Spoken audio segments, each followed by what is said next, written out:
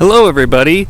This is Anthony from Force Ghost Conversations, and good afternoon from Nashville, Tennessee. Yes, we are boots on the ground, heading over to the Sheraton Music City, the home for the next couple of days of ICCC.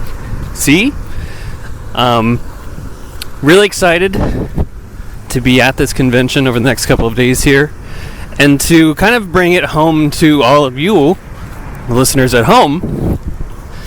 I mean, I'm just excited to see some of the people and get to see some the panels that they got going on.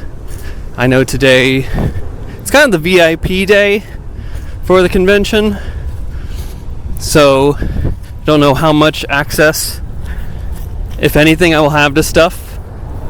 I know we got the Hyperspace Heroes podcast guys there, as well as, like big names like Timothy Zahn and Warwick Davis. So who knows what we'll run into or who we'll see. Maybe we'll make some other friends along the way. But really just thrilled to be here in the Music City. It's my second time being here. Mrs. Force Ghost Conversations also has come along for the journey, not to the convention itself, but to the Nashville area.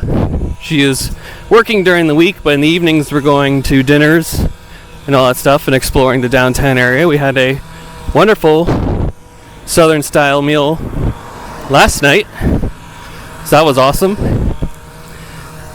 And we'll just have to see what do we get into today. And we'll be reporting each day. I'll be here Thursday, Friday, and Saturday. So sorry about the the traffic and also the lawn care noise that you can hear probably right now. We'll wrap this up here, and I'll be at the con, and I'll do a post-day report later on. So thanks for listening, and hope you enjoy the next couple of days of ICCC.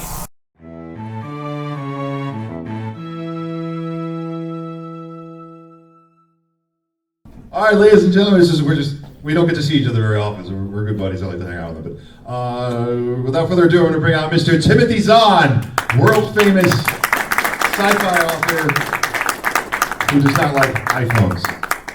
What is that? Did you get a gift? What is that? Those are the porgs that my wife likes to have on stage with me. Oh, I see. What? Mrs. Zahn left them there. What's the story behind them?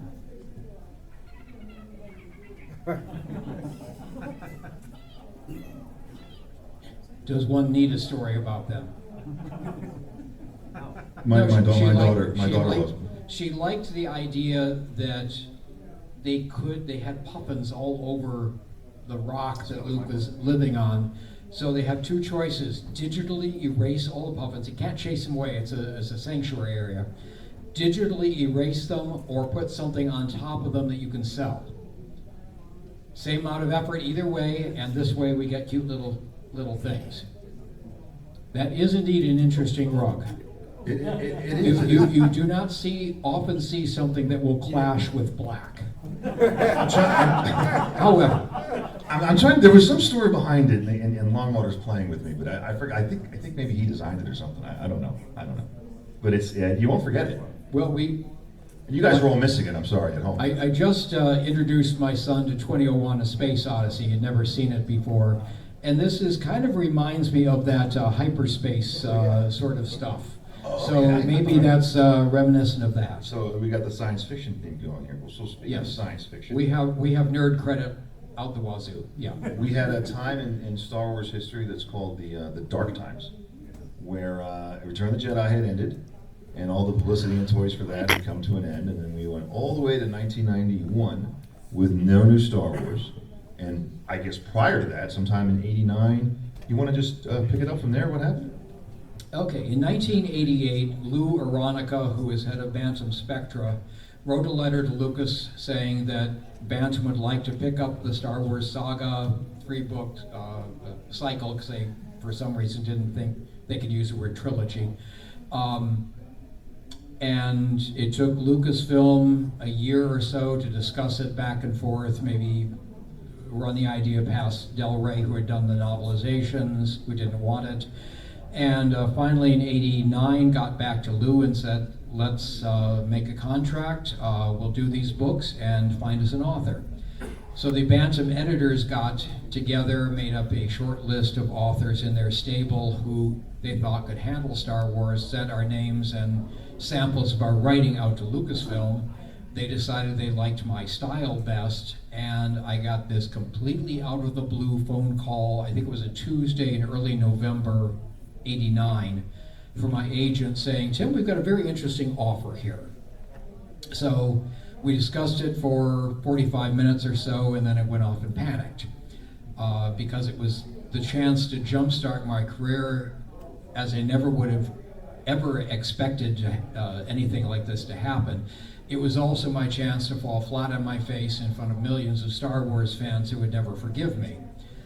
By the next day, I had enough of an idea. I thought, okay, I can get a 300,000 word story out of, I can develop this into that. I still don't know if I can capture the feel of Star Wars. And that was key to writing a Star Wars saga. If it doesn't feel like Star Wars, what you have is a story about a couple of guys named Han and Luke, and that's not the same. I still didn't know at that point whether I could capture Star Wars, but I decided I'd be crazy not to try it. So I told my agent yes, and did the first book, and we all kind of waited rather anxiously for, I think it was May or June of '91 when the book was scheduled to be released. Bantam did not know whether Star Wars fans existed, so they dropped the hardcover price. They did some radio ads. They had this little flat banner sort of thing around the book to grab attention and such. Lou had wanted to print up 100,000 copies for that first printing.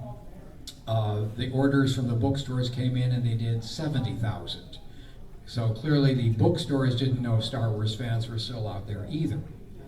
That 70,000 was gone within a couple of weeks. They were rushing to get more printings done. My editor called about a week or so later, ever after the book was published, that we're going back for 60,000 more. Called back the next day and said, no, we're going to do 2 printings of 30,000 each because we can get them out to the bookstores faster that way. It caught them all completely by surprise. Lou, who had started this whole thing, was the only one who was convinced the whole way along that this was a license for Bantam to print money, that it would sell. The Star Wars fans were there. I found out later he'd actually put his job on the line to make this. It's not going to be a paperback original, it's going to be a hardcover. It's a serious set of books. It's going to be important, trust me. And no one, I don't think, quite believed him, but they were willing to go along with it. And that marked kind of the resurgence of Star Wars 8 years after Return of the Jedi, and it doesn't show any sign of really slowing down since then. So Lou was right, everybody. All right, so when you got that 45-minute phone call, you get off the phone, what's the first thing you thought of as far as the story? What was the first thing you thought of as far as the creativity of the story? Was it a character, a place? Actually, it was an idea I didn't use for 4 more books. It was the idea of how you trap a Jedi using this force-dampening creature called an Salamir, and how to make a trap for a Jedi that he couldn't get out of. So I didn't really use that for, like the Salamiri showed up in the trilogy, but the trap idea waited until they had to throw on duology. But that's where it all started. How do you say it? Ysalamiri? Isalamir, a Salamiri, for the plural. It keys off of salamander, phonetically. But yeah, I started with a little bit of that. I was trying to think of, okay, can we do something with clones? Lucas had mentioned the Clone Wars. which I got completely backward in my mind to what he actually did. So kudos for George for snoggering most of us about that. The clones are the good guys. We didn't expect that. But then thinking about, well, can we grow clones faster? Well, if there's some kind of a resonance between the clone and the original that would make them go crazy, if you grew them too fast, or can we do something? And I mentioned it to my wife and said, does that make any sense? She said, with the Force around? Sure. Oh yeah, duh, of course. So that was the key, that Thrawn needed clones, needed them grown quickly. So we got the Solomari, and all the pieces started falling together at that point. And who was the first character you came up with for your trilogy? The first two would have been Thrawn and Mara Jade. Mara came about because I always felt the opening of Return of the Jedi, the rescue of Han, was kind of disconnected to the whole rebellion storyline, which of course it is. So let's bring those two together. In Empire, Luke has just been offered an alliance with Vader to take over the Empire. Palpatine might not like that. We didn't know at that time that Palpatine changed Sith like he changed socks. So let's say Palpatine doesn't like that. So he would want, easiest way to get rid of the alliance is kill Luke. Okay, we know Luke is going to go to rescue Han. That's just the thing heroes do. So he would perhaps send an agent to wait for Luke and kill him then. Okay, what kind of agent? Has to be strong in the Force to deal with this new Jedi we've got running loose. Has to be out of the chain of command so Vader doesn't get wind of it. And finally, since we had such a nice dynamic between Han the scoundrel and Leia the upright citizen, let's make this agent female, so Imperial agent with farm boy Jedi. Again, an interesting dynamic, and that's where Mara Jade came from. Thrawn came from the idea that I wanted to do something that felt like Star Wars, but not what George had already done. So that meant no Death Star, no super weapon, no Vader type, no Emperor type. A more dangerous villain is someone who can lead and inspire loyalty. The troops will fight for him whether he's in the room or not because they trust him. What kind of leader do troops trust? Tactical, strategic genius, so they know they're likely to win whatever battle they're put into. Does not get ego involved in battles where he's wasting troops and equipment. You see this all the time in Earth history. I'm going to take that hill, and he doesn't take the hill, and he wastes thousands, hundreds or thousands of troops not doing it. Thrawn won't do that. He'll see this is not working, pull everybody out, pick another time and place. Various things of that sort. And then finally, since the Emperor didn't seem to have very many non-humans in his upper echelon, make him a non-human, so that if he becomes one of the 12 Grand Admirals, that just underlines how special he is. So that is where Thrawn came from. And all of those two characters, all my characters start out as kind of cardboard cutouts as I start developing the storyline. As the storyline fleshes out and gets more detailed, the characters start fleshing out as well. And it's a bootstrapping both directions. Okay, for this plot point, I need this character to have this ability. Okay, that's good. Or this character have this cool ability. Okay, that's going to change the story a little bit. So by the time I'm ready to start writing, I pretty much know the characters enough to know, okay, throw Mara into this situation, this is how she'll react. Throw Thrawn into this situation, this is what he'll say and do. And at that point, it's just a matter of taking this idea and writing it down. Is there a military commander in the real world that you would compare to Thrawn? He's a compilation of all the best military commanders without their blind spots. Except as you see later on in the subsequent novels, he's not very good at politics. He's very good militarily, but politics is somewhat different, and it's something he hasn't really gotten a solid grasp on. But no real people. There is, of course, as everybody knows, as many people have pointed out, there's an element of Sherlock Holmes in the character. Not just the fact that Pelion and later Eli Vanto are the Watson, who you explain things to, but the ability to take the various dots and connect them together, notice things that other people don't see, and extrapolate from that. I will point out there is one major difference between Thrawn and Holmes. If you could not do what Holmes did in the stories, he was very impatient with you. You tried this a couple of times with Watson, see what you can see out of this, and then, okay, you missed all the important stuff, but yeah, at least you tried. If you're willing to learn, Thrawn is willing to teach you.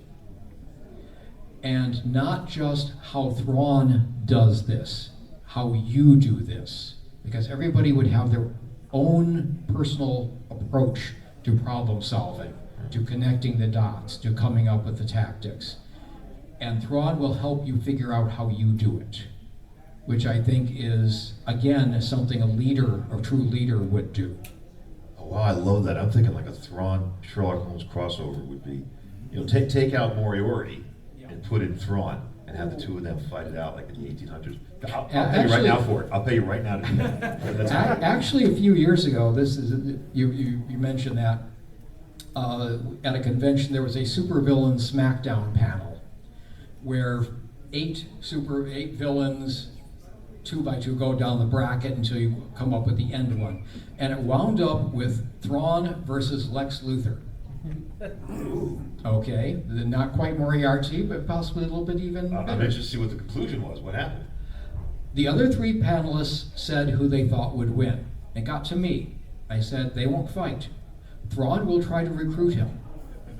He is an asset. If we can find common ground and work together, let's do that. I can always kill him later, if need be. But Thrawn would recognize Luthor's power and ability and talents and see if we can find some way to work together without either of us fighting or destroying the other. Wow, that's great. Now, did this go any further with that villain, whoever showed? Did any villain win in that thing, or was it a tie between Thrawn and I don't remember what they concluded, but I think I'm right. Thrawn wouldn't have fought him. But I think, was it mixed on it? I don't remember what the other 3 panelists said. It was mixed in some way. I don't know. I don't remember which the 2 against 1 was. Just out of curiosity, has something to do with what we're talking about. But was there a hero side to that as well? Do you know who won that? Not at that particular convention. They'd done that some years It was just earlier. villains. This was just a villain. I'd be curious to see who they picked. If it was, Luke Skywalker. That'd have been a nice. No, I wouldn't be on that panel. The superhero thing, I might not be on that one. But Thrawn was in this, so they had to put me on the panel. Every time we get together, and we've done a bunch of panels together, we always get really into Thrawn. And I was thinking, when I was thinking this morning about the panel we're going to have today, I really wanted to talk a little bit about Mara Jade and find out, kind of where she is, what her background is. What would you surmise was her early years, her education, her how did she become who she was? You're asking for Mara Jade's backstory. Right. Yes. Yes. Half the people out there who talked about it want her backstory. The other half want it to remain mysterious. So I'm not going to talk. Uh-oh. I know when you talk like that, what that means. No, it's not. I try not to fill in the map, so to speak, until I need to. Not just the physical map of a fantasy world or something, but don't add stuff that the reader doesn't need to know. Because someplace down the line, I might want to do something different, and it's too late, it's stuck in print. In the physical map, I put a swamp here. I'd really like a volcano there, but it's too late, the map shows a swamp.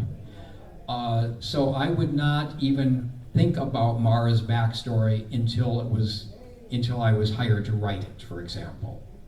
So no, I didn't know any of the Thetis Ascendancy until I was hired to do the Ascendancy novels. I knew a couple of things about them, the families, bringing people out from the outside into the family. I knew something about the ruling families, but all the rest of the stuff that's in the Ascendancy trilogy, I made up as I needed it, and as I was working out the storyline for those books. So I will not know anything about Mara's backstory until someone's ready to pay me more than you can to write it. On a scale from 1 to 10, how much do you think I believe what you just said? It happens to be the truth. It's a number question. It's a number question. Yeah. Scale of 1 to 10. How much? So let's go back. You are the master of I don't want to say deception because it makes it sound like you're not a trustworthy guy. You're not. You're a great guy.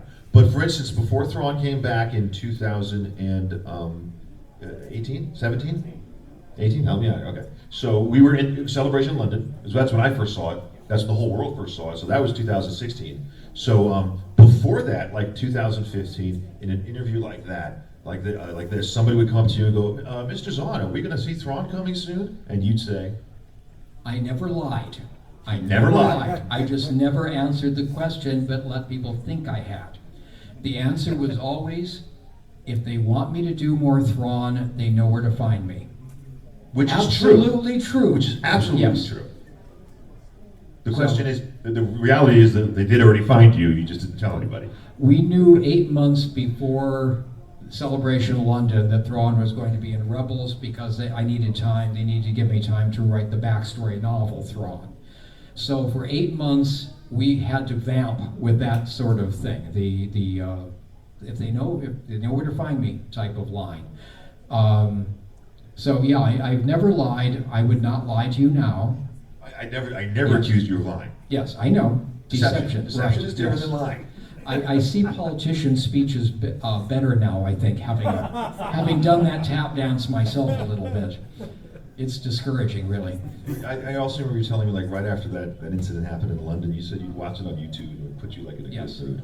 That must have excited the heck out of you. That was, because I was there in the audience when the lights went out and they said, we need a new villain to take care of we need a new guy to take care of the rebels. And it was just his outline. I stood up first applauding because I knew exactly who it was. You got it. You were zooming in slowly to his Salamari were behind back. you. Yeah, the pictures of the Salamari. And it wasn't on YouTube. At that point, they were streaming that live. Right. Well, I was just saying, I was there live. I was in Yeah, London. no, but we were watching it live from Oregon. It was not later on YouTube. We watched it as it happened. So We're live right now on YouTube. Yeah, exactly. Hello. I don't know how many people caught Dave Filoni's introduction to the trailer. Let's show the introduction. Let's show the trailer and expand our universe a little. Oh, expand our, you're right. We knew it was coming, so we caught the expanded universe thing.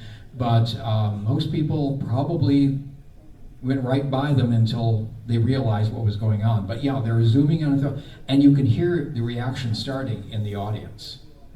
Yeah, as they pieced it Before together. we actually have a quote that was online from somebody saying that Lucasfilm would never bring somebody from the expanded universe in. You might get a snarky chiss, but he wouldn't be called Thrawn. And we're sitting there giggling to ourselves quietly. But yeah, it was, and then we have Hera drop the name, or actually we have him walking out of the shadows, and then Hera drops the name. Right. And yeah, the place did go kind of crazy. Yeah, no, It was remarkable to watch. It must have made you proud. You know, the two of you. You must have been like that. Proud, and it's always a little nerve-wracking. It's always a little, when fans have grabbed onto a character, and I'm going to be doing more with that character, I need to meet the expectations. I need to do the absolute best story, best characterization, best chemistry with everybody else that I possibly can. Because the fans want that, they expect it, and I've got to deliver. So, I mean, that's part of my job. When you finish reading one of my books, I want you to be able to close the book and say that was worth the money and time I put into it. If you don't say that, then on some level I failed. And now I fail with some people. I can't do that with everybody. I wish I could, but there are some people just aren't going to like the book. Nothing I can do about that. But I've got to do my best to make sure that the reading experience is worthwhile for as many as possible. That's great. So we're going to be. I take this job seriously. It's not just, it's not fun and games and getting, doing autographs. It's the dark times in the darkened room fighting at my computer. When we were in London, and I remember they said that when they announced that Thrawn was coming back, and I went to go talk to a friend of mine. I went back to my booth after that panel, and because I have a booth at conventions, by the way. The first thing my friend said is Mark Patton. Remember? Anyway, go. My friend Mark Patton said, he goes, Thrawn's back, so that means he exists, because before that he was in the canon that was no longer part of Star Wars. So not only is the character going to be in Rebels, but he's back in existence in the Star Wars universe, which he had been gone for 4 or 5 years at that point. Well, think about the legend. They changed the expanded universe to Legends when they did the sale to Disney and basically what they were saying was, there's too much here, everybody get off the stage while we decide what we're doing, and we'll bring you back on as we've got a spot for you. So, yeah, Legends, and this is the stories you tell around the campfire. That's Robin Hood, that's King books, Arthur. Those are great books back then. Those are great books, the Legends books. Oh, yes. Well, but I mean, it's not like they've gone suddenly into elsewhere. It's Paul Bunyan. It's King Arthur, Robin Hood, all of the legends. Oh yeah, mythology. Yeah, think about that. You hear about around the campfire. You don't know if the story you heard is true, based on truth, completely made up. But if you enjoyed it, who cares? So by calling them legends, I think that was a good idea. They could also bring anybody back at any time they wanted to, if they call this legends. If somebody finds a letter from King John to the Sheriff of Nottingham tomorrow saying, I've had it with this Robin Hood guy, throw a rope around him, Robin Hood suddenly becomes not a legend but part of history. And that's essentially what they did with Thrawn, the Witches of Dathomir, and all the other bits and pieces that Filoni has been bringing back from the Legends books into official canon. Okay, great. We also want to be able to open it up to you guys if you have any questions. Any questions in the audience? You got Longwater's got a mic. Got a gentleman, Dave, right here in the front row. Coming to the front row. As slow as you possibly can. Do you want me to be slow? Hello. You want to stand up? Sure. Mr. Zahn, about your writing process, are you a big outliner when you have such complex stories that unfold over multiple books like these series? How long is your span on thinking before you get to scene writing? I do a basic outline, generally how the book is going to go, or the series if I'm going to be doing a trilogy, as with the original Thrawn trilogy. But I allow myself, okay, this is how I think the story is going to go. But if, as I'm writing, I get to point E and, there's a better way to get point F than I thought of originally, I'll go that direction. Think about it as we're going from Nashville to Seattle. I know I'm heading towards Seattle. I've got the route mapped out. But there are going to be these little side roads, this occurred to me, this will be a better story than I had envisioned. We're going to wind up in Seattle, but we're going to take a somewhat different route. And part of that is that my subconscious is working faster often than my conscious mind is. And as I start writing, I'm working ahead subconsciously and mapping out this thing. And when I get to a certain point, this will be a better idea. That's why it's harder to write battles at the beginning of the book for me than at the end, because I know this end one's coming, and by the time I get there, I've sorted out most of the pieces and most of the actual fight along the way. So you talk about your architect, writers who do the full outline and follow it, and I think they're called the gardener ones who just let it grow. I'm kind of in the middle. I'm start with the greenhouse, but I may add another greenhouse onto the edge of that to get to some place I wasn't expecting. But I will always wind up in Seattle. All right, excellent. Great question. Do we have any other questions from the audience? Right there in the back. Stand up, please. Hey, you mentioned that you didn't make Thrawn a politician. Most generals that I've kind of met in my life are pretty good politicians, so why did you go that route with him? You can't have someone who's good at everything. In the original Thrawn trilogy, that never showed up because he was in command of the Empire. He says something, they do it. When I went to do the Imperial trilogy and then the Ascendancy trilogy, he's under restriction by higher-ups in the military, the political system, and I thought, this is something, I am good at these tactics. I'm good at writing the tactics. in the real world, I'm not as good at politics, so there's a certain amount of me in the character. There's a certain amount of every writer probably in somewhere in all the books, because this is my point of view. I'm writing it. I argued in the Ascendancy trilogy that you see a military, if it's going to change tactics, it's going to change position, it's got to move troops, ships, tanks, whatever. You can see that happening. In politics, especially in CHIS politics, things can change in half an hour. A new alliance, we've got a new proposal, we've got enough people to support this. Imperial, you've got the Moffs, you've got the Emperor himself. Things can change too quickly without any notification. I think that's the crux of his problem. I can see things happening and adjust to them in military. In politics, it's just not that easy to do for him. He doesn't, the changes are more subtle and behind the scenes. Look at General MacArthur or General Patton. Both brilliant generals, neither one of them good politics. Yeah, and Montgomery had some political problems too. But likewise, look at Eisenhower. Oh yeah. Great at politics. You don't say that Eisenhower is the strategist. Correct. He was, in fact, the most recent World War II books I've been reading, I found out that he was basically tapped for Operation Overlord because he could keep the other egos in check and get the British and Americans and the French working more smoothly together, because a lot of the other generals had ego problems and did not work and play well with others necessarily.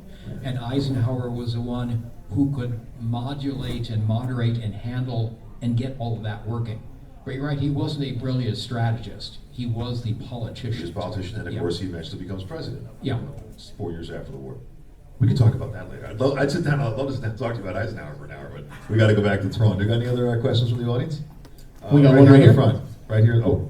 Yeah, going by almost what my buddy here was saying, and I've read your books, and it's amazing because we're both veterans, and I'm Army, he's Air Force. Don't fault him. Thank you. Thank you for your Don't service. fault him for being Air Force. But anyway, I will say this: was he really a villain or a good soldier? And here's why I'm asking that. And we compare him with Eisenhower, with MacArthur, with these great leaders, right?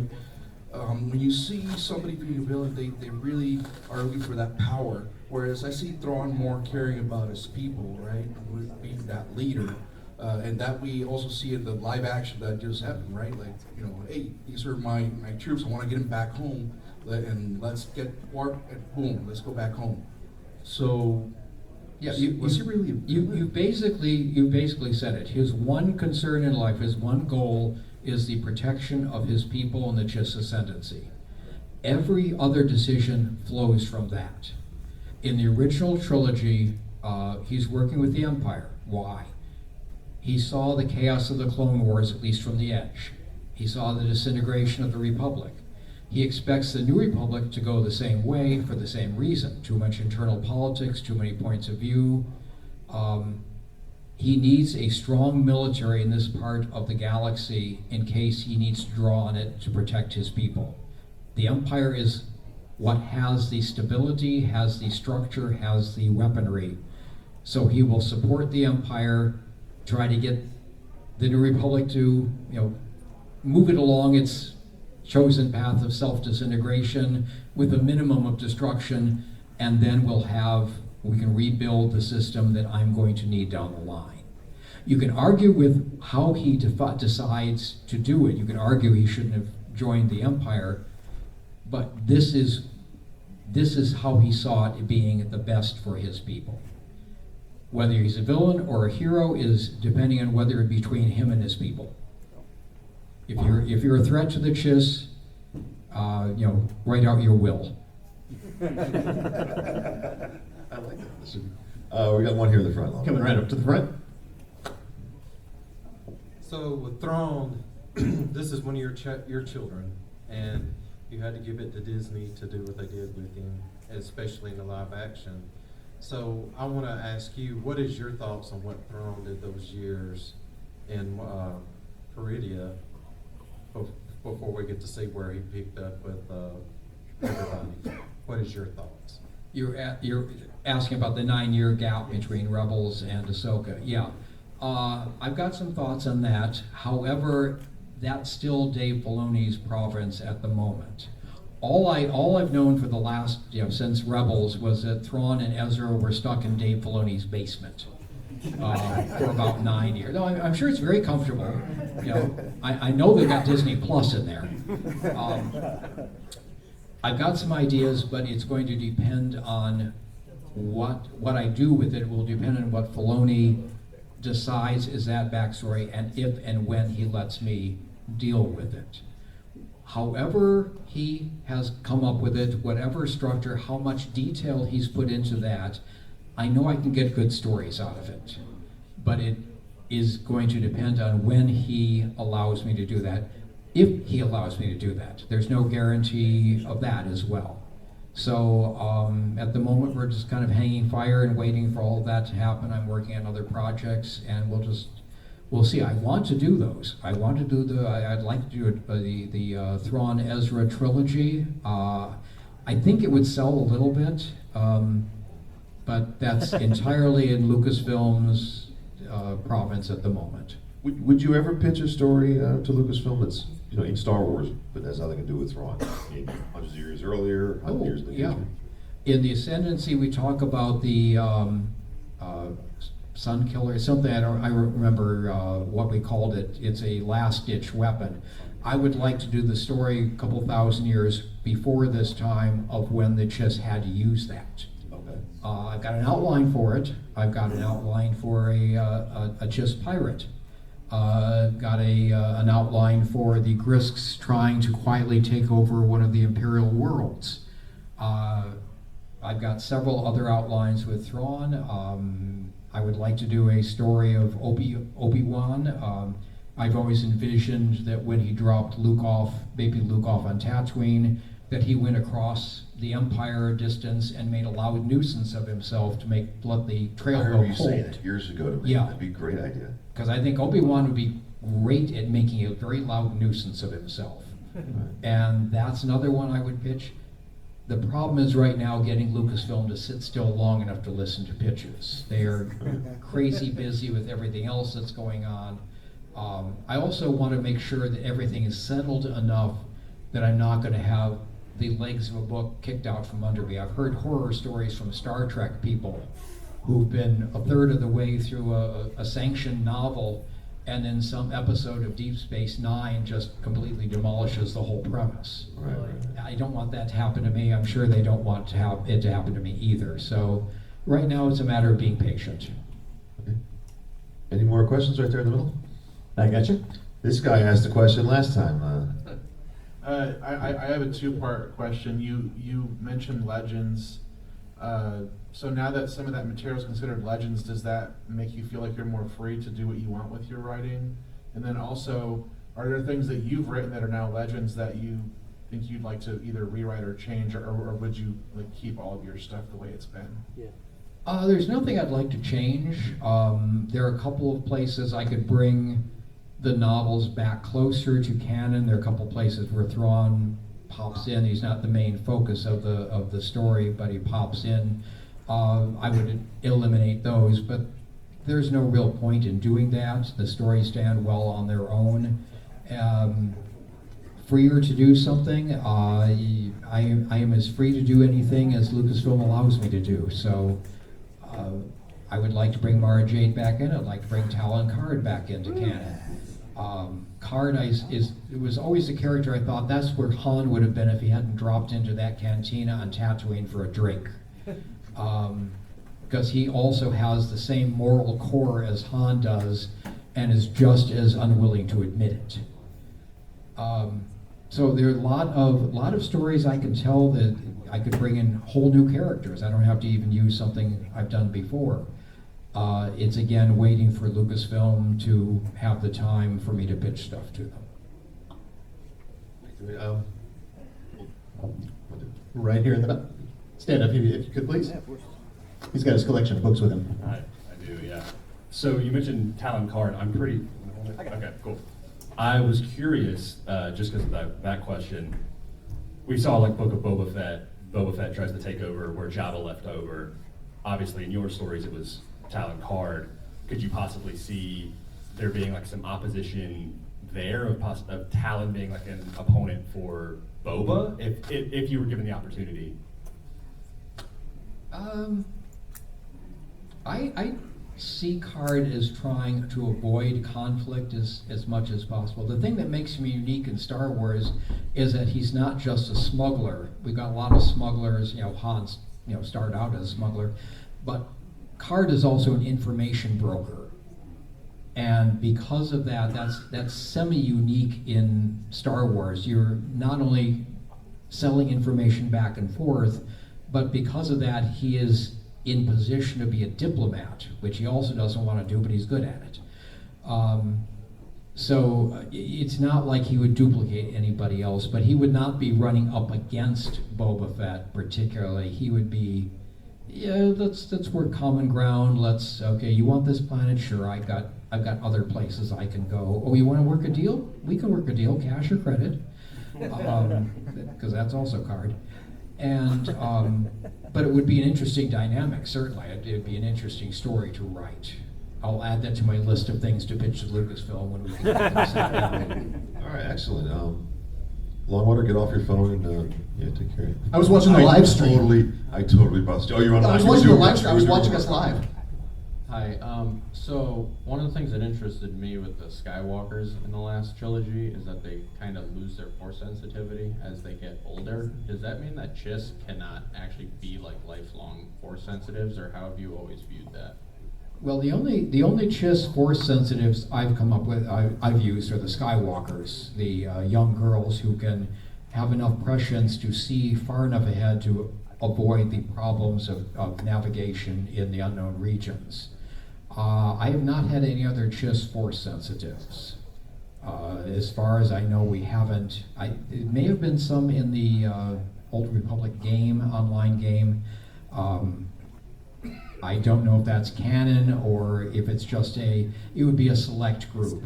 We also don't have any droids out in Chiss space either. My editor was a book and a half in before he noticed that.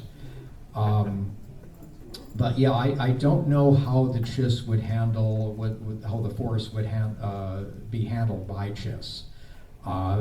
At the moment, I like not having anybody except the Skywalkers be that way. If I come up with a story about a Chiss Force sensitive, we could do that. I can write almost anything they want me to do and pay me for. We have. I will probably not. I would resist doing the grand journey of Jar Jar Binks, but I probably could. All right, we have time for one more question from the I've got one right back here.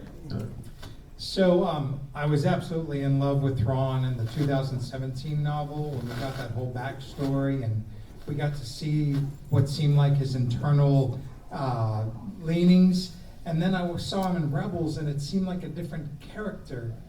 As you see these things unfold, what happens inside of you when you see different personalities or agendas unfold inside the character you created?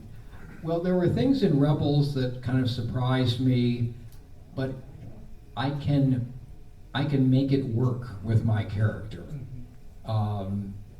For example, one of the things that's often brought up is the making the saboteur ride the speeder bike he's sabotaged until it blows up. Okay, that's not something I would have written. However, Thrawn knows this guy is for the death penalty. He's called Imperial Deaths. He's for the death penalty. By making an example of him in front of the rest of the crowd at the factory, we not only, we deliver the sentence that's there anyway, but we also give warning to any other saboteurs that this could happen to you, plus anybody who's just sloughing off the job, this could happen to you too. So it is not what I've written, but from Thrawn's point of view, it's a very efficient way of dealing with the problem.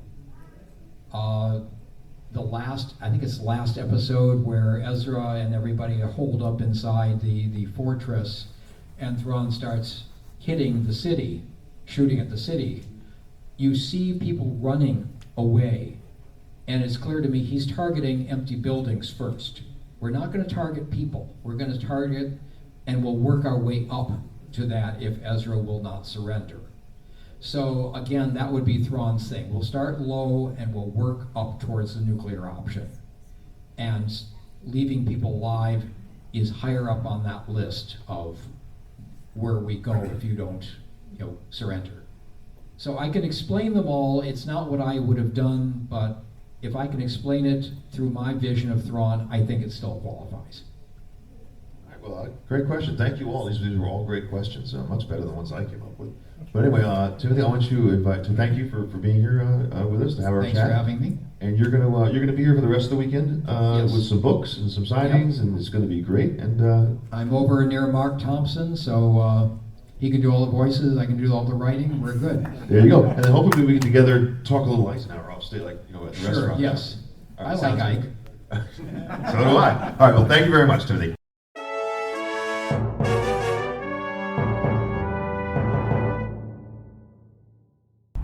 All right, everybody, welcome back to Force Coast Conversations. That is a wrap for us on day one of ICCC convention.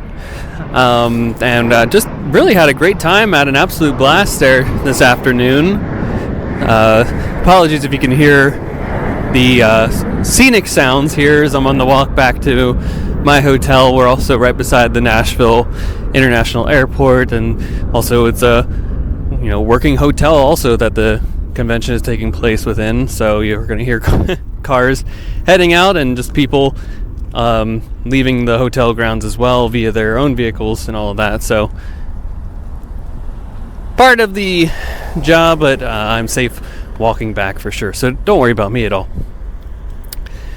Yeah, it's just ICCC. It's a pretty neat convention. It's my first time going to this particular convention, but it's also, I'm going to say, my first convention that I've gone to that is not, I guess you should say, done by either Lucasfilm or Disney. So the only two really conventions I've been to are Star Wars Celebration, which was in Anaheim in 2022, as well as the listeners probably know, D23 back in August here. So it's nice to have this different kind of flair when it comes to the convention circuit.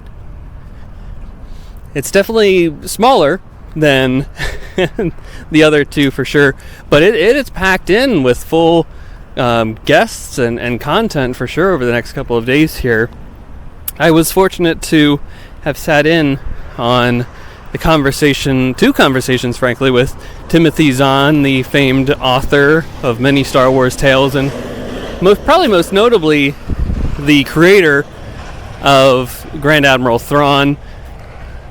Just a wonderful character and villain in the Star Wars galaxy, and just to hear his insights on the character, who's only just become increasingly more and more popular as time has gone on due to his appearance in Ahsoka and Star Wars Rebels.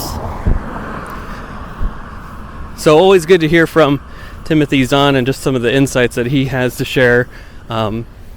So that was one of my highlights, but also I got to see Warwick Davis walking around, or should say on his Segway going around. Just a true delight to see him at the convention. Your listeners will know that I'm a huge fan of Willow and that property. So maybe if the cards play out right, he'll be able to sit in on his panel that he's doing, I believe, on Saturday. So hopefully that will play out. He had a VIP only Q&A session today, which, because I'm technically a member of the press for this convention, I was not able to participate within or sit behind, but that's okay. Those people paid for that experience, and that's totally fine as well, at least in my book. So no worries on that one. I will manifest seeing him closer and in person on Saturday then. Also, Billy D. Williams will be here at the show. So, I mean, Billy D. Come on, it's Lando. What a treat to have him at the show. I've seen many other cool people as well. There's on the show floor. including Dennis Lawson, of course, Wedge Antilles, and just many others. Of course, I'm forgetting everybody as I'm walking back here. But definitely on this Thursday, this VIP day, you got a ton of access to all of the booths and people, meet and greets, right? If you just want to go say hi to an actor or celebrity that they have here, it's all there for you. So that is our wrap up on day 1 here. We'll be back tomorrow with day 2, the official opening, I guess, for the entirety of the public. So we'll have a lot more people there tomorrow, and we'll just see what the day holds. So until then, may the force be with you. Take care.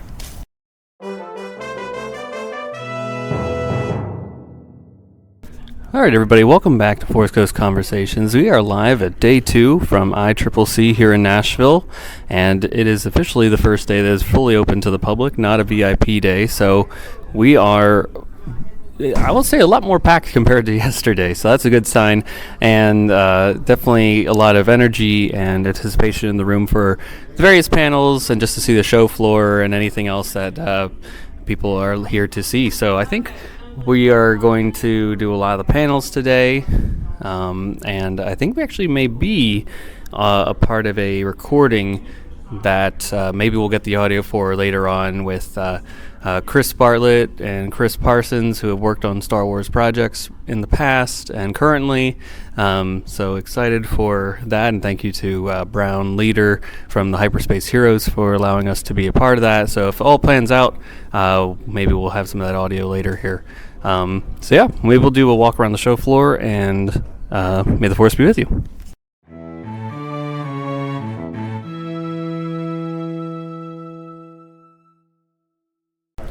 All right, everybody, welcome back to Forest Coast Conversations. This is a lesson learned for myself. Always make sure you hit record and make sure the record button is going before I start talking, because you can always edit that out later. Anywho, I did a whole walkthrough of the show while talking into my microphone here, and without actually hitting record. So I'm going to do this again here and take my way through the show floor here and kind of just narrate some of the things that we've got here at ICCC.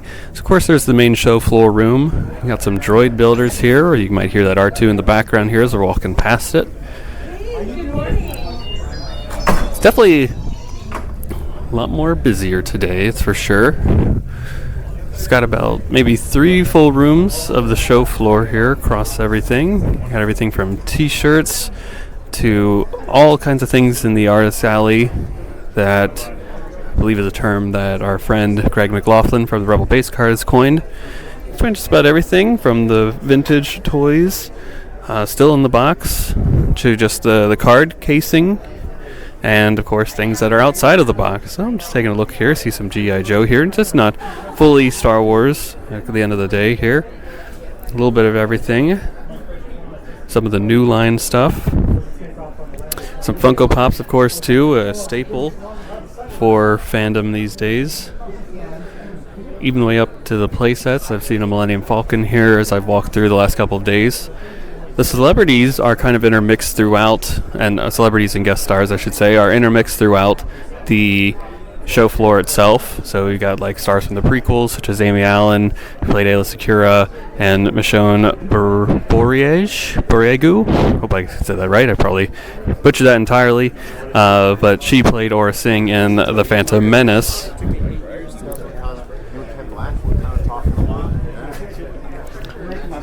Ooh, I see a Vader helmet that, it's the one that Kylo Ren will have in The Force Awakens.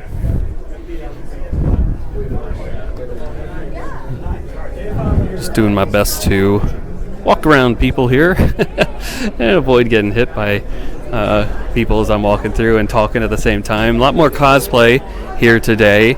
I've seen a lot of Twi'leks walking around.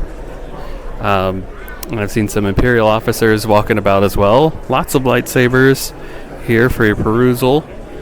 Artistry, of course, is a staple of conventions. Got a little stormtrooper walking by. Aiden Cook, who is in Rogue One. We got Guy Gilchrist, who did work for the Muppets, and Jim Henson.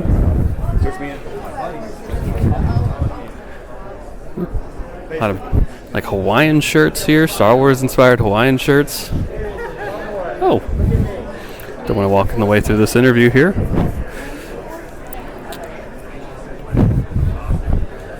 I'll make my way around here.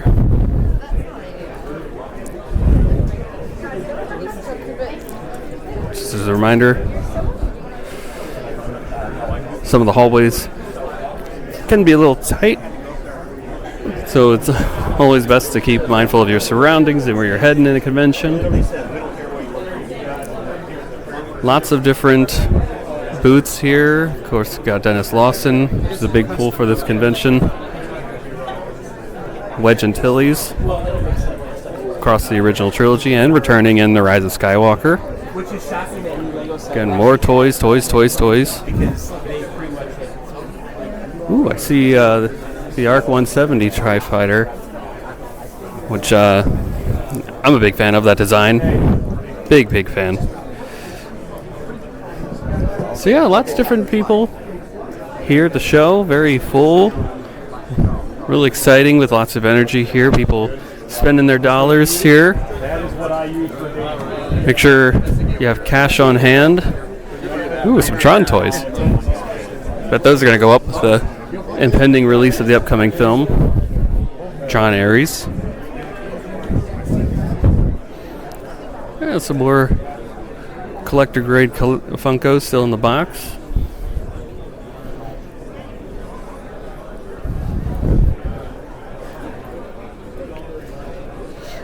Alright, I see the booth for Paul Blake, who I believe played Greedo.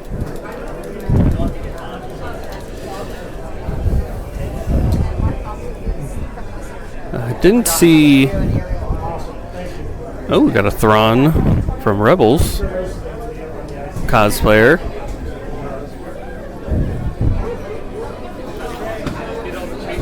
Got all kinds of things. We got the Star Wars Collectors Club here, Minnesota Star Wars Collectors Alliance.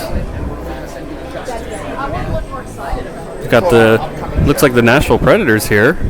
We've got like a shoot against the goalie.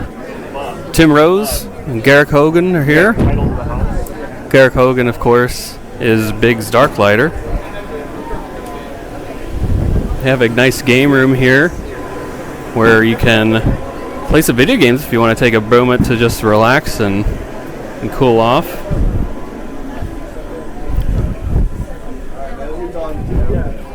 Got some Lego displays here.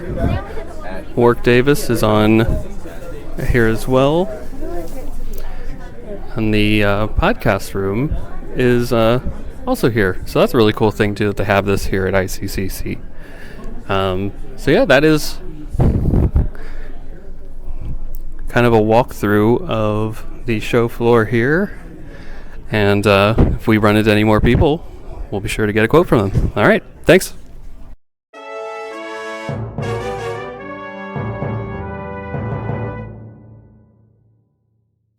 All right, everybody, welcome back to Force Coast Conversations, and that's a wrap on day 2 of ICCC. The convention has been truly wonderful so far. We've had a lot of fun doing some meet and greets with folks on the convention floor and seeing some panels, and particularly today we got to sit in on a live podcast interview with Chris Bartlett and Chris Parsons, who have both played a variety of different droid and Star Wars characters throughout the galaxy, both the original trilogy and in the more modern times, particularly with Chris Bartlett and the Mandoverse shows. So that was a lot of fun, and we'll have that audio available at some point to post on this podcast. And we also will include a link to the live YouTube video that was taken at ICCC and put on the Hyperspace Heroes YouTube channel. So that is pretty much a wrap on everything day 2 here, and we'll be back tomorrow with day 3, which will be our concluding day at ICCC. So stay tuned, folks.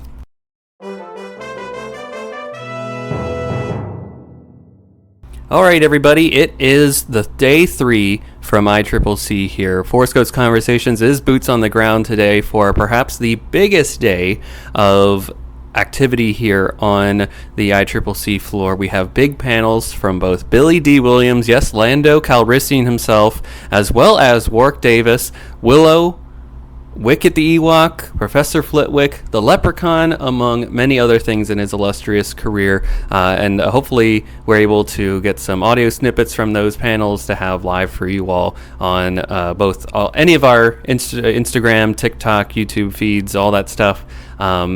As well as on the podcast feed itself as well. So be on the lookout for that probably in this episode here. We'll just see how we package it all together at the end of all things here. We'll also be walking the show floor and perhaps running into people and maybe get an audio snippet here or there depending on who we run into today. So very much looking forward to that and to bringing all this wonderful content to you folks at home. Thanks again for staying tuned, and may the force be with you.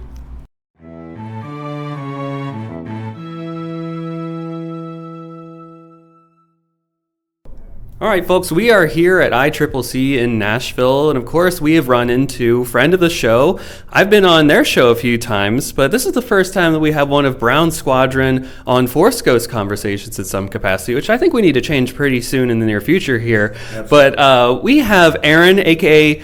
Brown Leader from Hyperspace Heroes. Brown Leader, how are you doing, and how's your ICCC been so far? Hello there. Yeah, thanks for catching up with us. It's been a great con so far. Absolutely. We've been doing a lot of podcasting. As your listeners know, we got you on stage with one of the interviews, and just the panels are great. We're buying way too much stuff because it's a collector's convention, of course.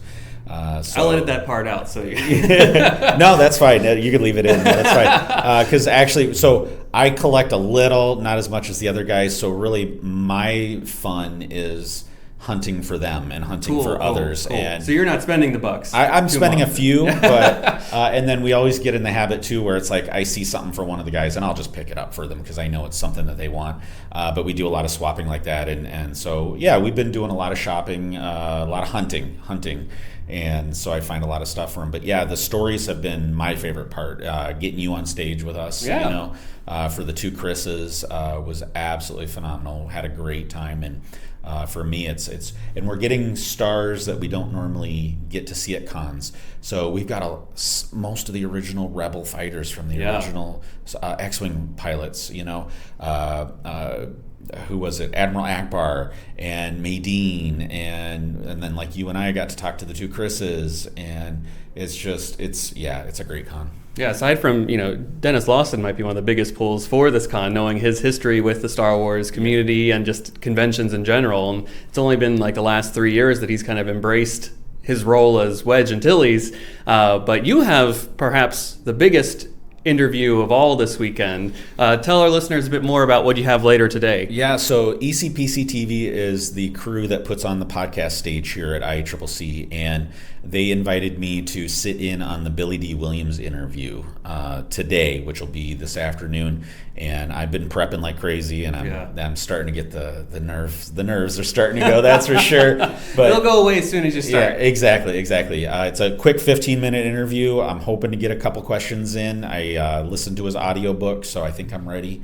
And really looking forward to it. Perfect. And where can the folks find Brown Squadron and Hyperspace Heroes podcast online? Oh, thank you. So we have a YouTube, which is where all of our episodes air. We also are on Twitter, Facebook, Instagram, Threads, Blue Sky. You can go to beacons.ai/Brown Squadron and find all of our social media, all of our podcast links, anywhere you can find our episodes. Perfect. AKA just search for Brown Squadron on Google and you'll find many places where you guys exist. I think so. I'm pretty busy on social media. Wonderful. Well, thank you so much for hopping on the show here today, and enjoy the rest of your con.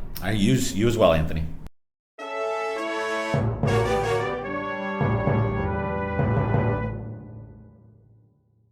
All right, everybody, welcome back to Force Ghost Conversations, and I have run into a new friend of the show here today. We have Tiara, who you may know from Instagram as Crafting on Ilum. Tiara, welcome to Force Ghost Conversations, and first question, is this your first ICCC, and if so, how's it been going so far? Yeah, well, first of all, thank you so much for having me. And this is my first year attending. I heard it was like Rebel ScumCon, which I was invited to, and so I really wanted to check it out and have a couple of mutuals here. So it's been really fun seeing people in person that I've been talking to for months, years, whatnot, and then seeing other cosplayers. I'm dressed up as Trilla right now, so there was another Trilla here, and we got to do like the finger pointing photo, so that was really fun. I've picked up a lot more than what I planned on. I have no idea how I'm going to fit it in my suitcase.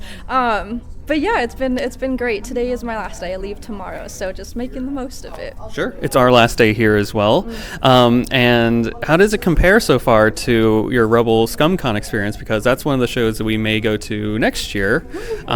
So compare and contrast them. What do you think are some of the similarities and differences perhaps, and where each excel at? Yeah, so for ICC, I definitely feel like there was a lot more celebrities at Rebel ScumCon. It may just be because here they're kind of spread out, and at Rebel ScumCon they were all in one room, so you would just like go around and talk to them. But they're super accessible here. Like, they're very kind to be able to just talk to you and spend time with you. I will say that Rebel ScumCon is only Star Wars, and so here you have like G.I. Joe and Battlestar Galactica. Like, there's different fandoms, so that's definitely a difference. I think what else. I think that's pretty much all of that I would say that is different from the two, but it's very collector focused. There's a lot of emphasis on vintage toy collecting, of course, if you're a hardcore collector. So both of those cons I definitely think excel at providing that safe space for collectors. Yeah. So yeah.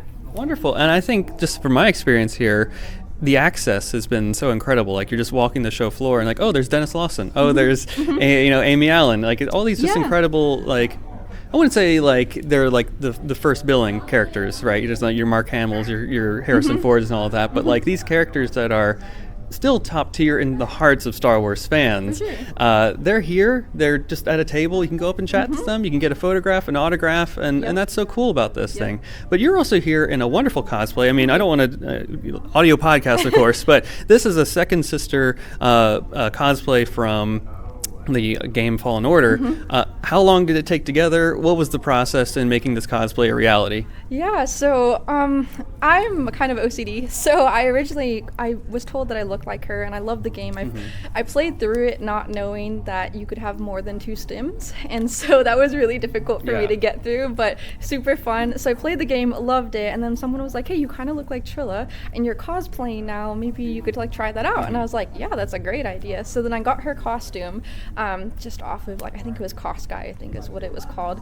I didn't really like the material, the quality of it, so then I started to piece together my own. I kept the cape because I thought the cape flowed really nice, and the bracers, but a lot of the parts are either from Amazon. Friends have gifted me stuff like these 3D shoulder pads that I primed and painted. That was gifted. My helmet was gifted, and my boots, my pants are from Amazon, so it's all pieced together, and I would say in total about a year to put it together. It's not exactly where I want it to be still. I still need actual bracers and her actual shirt, but that's pretty much it. So yeah, about a year to make it where I feel comfortable wearing it out to conventions. Sure. Yeah. And I was, on Instagram, I saw that you wore a Bix Colleen cosplay yesterday. How did that go? And is this your first time debuting that? Because I think I saw over the last couple of months you've been piecing that together as well. How did that go yesterday? Yeah, I was really excited to debut at a con because I've never worn it at a con. It took me about a month to make it, and I was making it specifically for this con to be able to debut, to give myself a timeline and be like, all right, let's crunch it out, see what we can come up with, make sure it's good. And I had a couple people stop me yesterday and be like, I've literally never seen a Bix Colleen cosplay, like, you look great. And that encouragement was really just helpful for me, because the entire time that I was making it, I was like, this is terrible, like, this vest is not coming out the way that I want it to, and the coloring is off, and like, again, I'm very particular, very OCD, so it was just really encouraging to see people like, no, you look great. And I'm like, oh, thank you so much. Like, warms my heart. So yeah, that's fantastic, and I love the Andor representation here. Yeah. I've seen a ton of the cosplays around here, but none.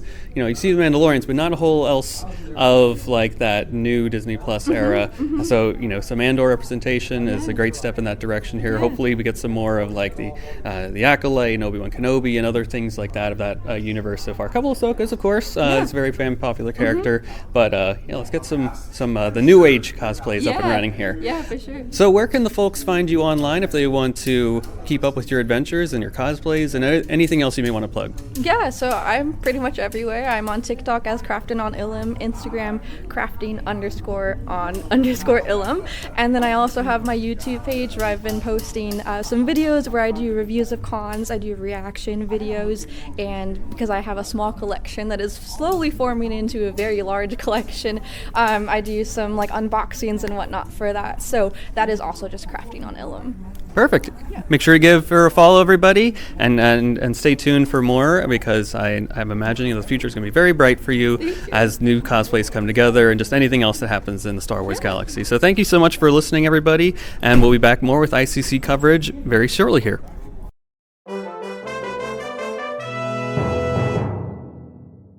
And that, folks, is a wrap on our ICCC coverage here from Nashville, Tennessee.